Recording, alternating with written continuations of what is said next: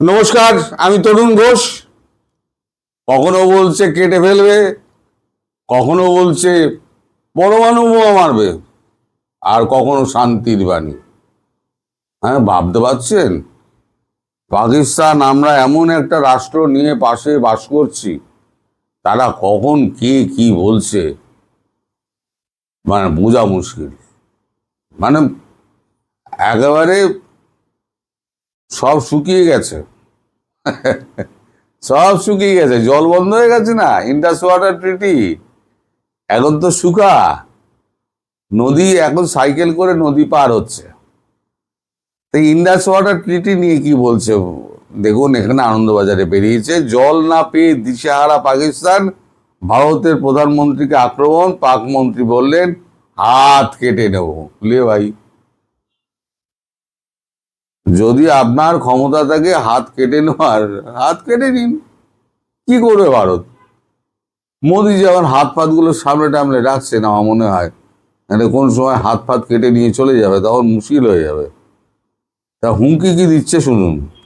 ফের ভারতকে হুমকি পাকিস্তানের, এবার সরাসরি প্রধানমন্ত্রী নরেন্দ্র মোদীর নাম করে হুমকি। সিন্ধু জলচুক্তি অমান্য করে ভারত পাকিস্তানে জল দিচ্ছে না বলে তাদের অভিযোগ, সেই নিয়ে হাত কেটে নেওয়ার হুমকি দিলেন পাকিস্তানের মন্ত্রী।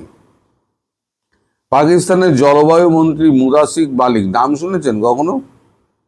আমি তো অন্তত শুনিনি। আবার জলবায়ু মন্ত্রী পাকিস্তানের আছে, এটাও তো প্রথম শুনলাম। যাই হোক, যা লিখেছে পড়ি। পাকিস্তানের জলবায়ু পরিবর্তন মন্ত্রী মুদাসিক মালিক ভারতকে হুমকি দিয়েছেন, 2025 সালে পাহেলগাঁওয়ে জঙ্গি হামলার পর সিন্ধু জলচুক্তি স্থগিত রাখার সিদ্ধান্ত নেয় ভারত। সেই চুক্তি দুই দেশের মধ্যে সংঘাত ক্রমশ বাড়ছে। এই বিষয়টি নিয়ে আন্তর্জাতিক মহলের দৃষ্টি কাড়ার চেষ্টা করছে পাকিস্তান। আর সেই আবহেই ভারতকে হুমকি দিলেন মালিক। দেশের তথ্যমন্ত্রী আতাউল্লাহ তারার নিয়ে একটি যৌথ সাংবাদিক সম্মেলন করেন তিনি। সেখানে তিনি দাবি করেন ভারত জলের উপর নিয়ন্ত্রণ কায়েম করার চেষ্টা করছে।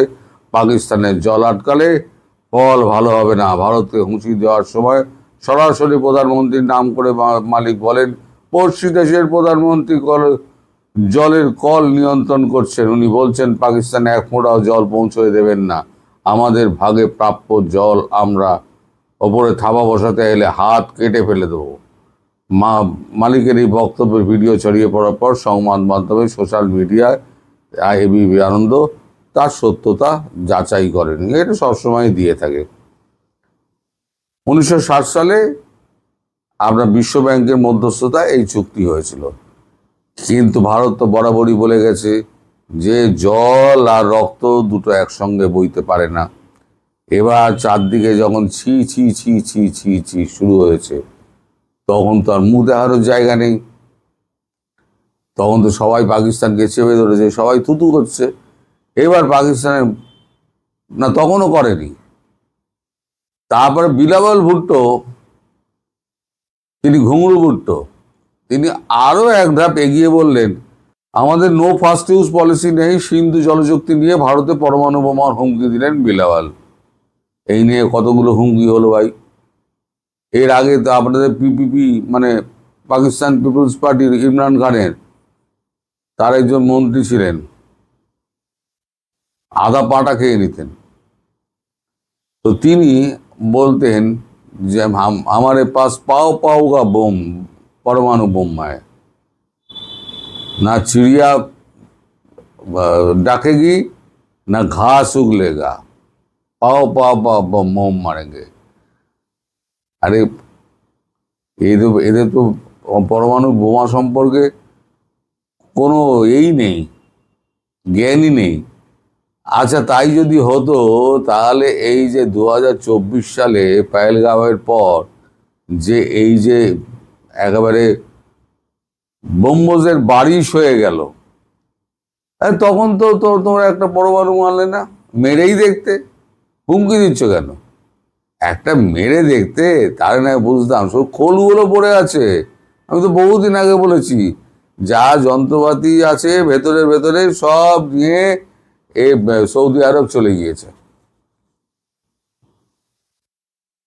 ওই যে বলেছিলাম ওদের ধার এখন $83.83 বিলিয়ন, এই যে 73 বিলিয়ন ডলার নয়, টাকা। 83 বিলিয়ন পাকিস্তানি টাকা। তারপরে 4 পুস্ত লেগে যাবে এই টাকা শোধ করতে করতে, তাও শেষ হবে না, তারপরও ধার করে যাচ্ছে।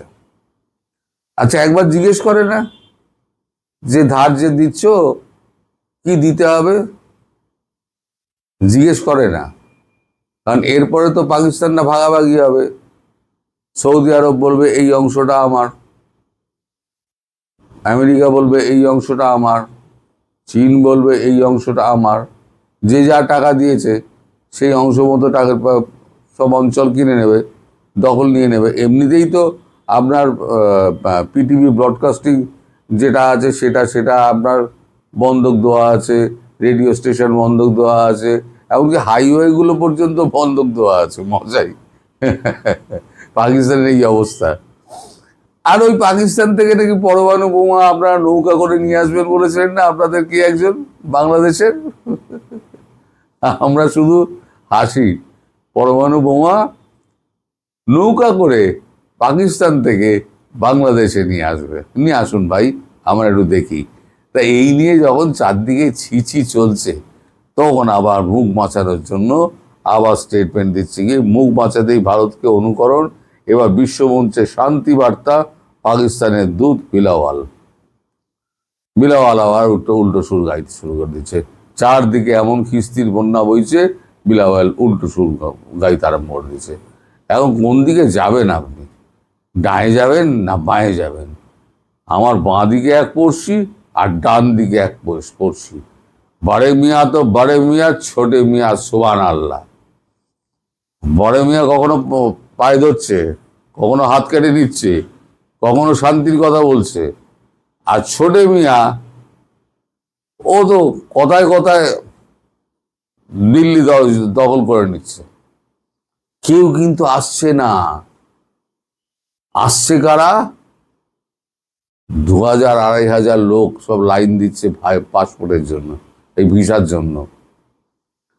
এতই দখল করার ইচ্ছা, তাহলে পরে এই পাসপোর্টের লাইনে অত ভিড় করছেন কেন? ভারতের প্রতি এত ঘৃণা। আমাদের এখানে নাকি টয়লেট নেই, আমরা রাস্তায় বসে নাকি ওই সমস্ত কাজকর্ম করি। তো সেসব জায়গায় আপনার থাকতে খারাপ লাগে না? সে সমস্ত দোকানে খেতে খারাপ লাগে না? আসলে হচ্ছে ঈর্ষা। পাকিস্তানের যে ঈর্ষাটা, পাকিস্তানেরই তো বংশজ, তাদেরই এই ঈর্ষাটা রয়ে গেছে। আর পাকিস্তানের বংশজ যারা নয়, তারা হচ্ছে গিয়ে মানে দেশপ্রেমী।